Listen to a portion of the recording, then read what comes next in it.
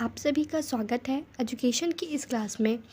जैसा कि हमने पिछली वीडियो में नई शिक्षा नीति 2020 के बारे में जाना था, तो आज के वीडियो में हम प्राथमिक शिक्षा के बारे में जानेंगे। आइए शुरू करते हैं अपनी आज की क्लास। प्राथमिक शिक्षा। प्राथमिक शब्द का सामान्य अर्थ है प्रारंभिक या मुख्य। बच्चों को प्रारंभ में दी जाने वाली शिक्षा को ही हम प्राथमिक शिक्षा कहते हैं।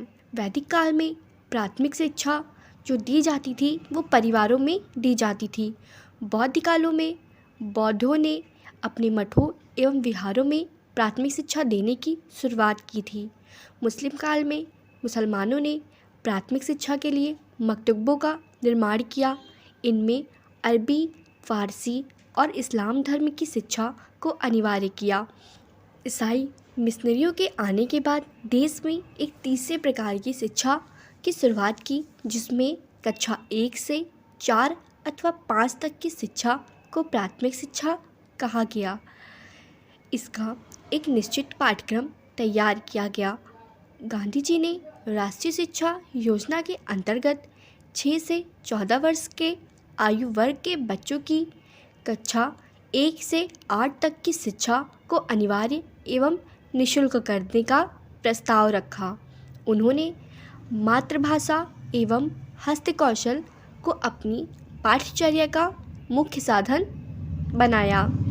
बस तभी से ही हमारे देश में प्राथमिक शिक्षा से अर्थ कक्षा 1 से 8 तक की आधारभूत शिक्षा से लिया जाने लगा। बाद में यह 2 भागों में विभक्त हो गया।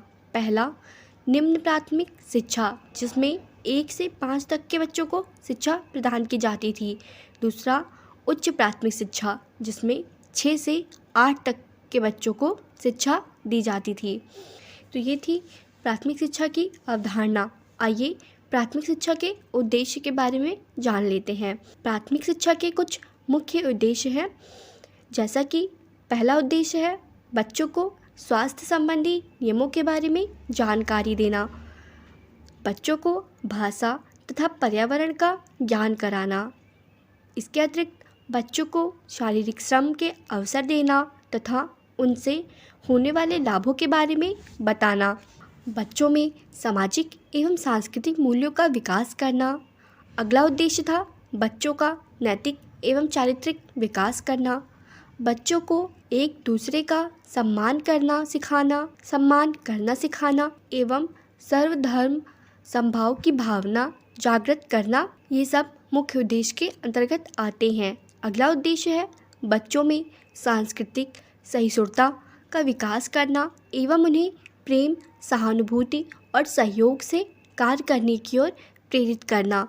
तो ये थे प्राथमिक शिक्षा की अवधारणा और उनके कुछ उद्देश्य। अगली क्लास में हम प्राथमिक शिक्षा की आवश्यकता एवं महत्व के बारे में जानेंगे। तो आज की क्लास में यहीं पे समाप्त करते हैं। धन्यवाद।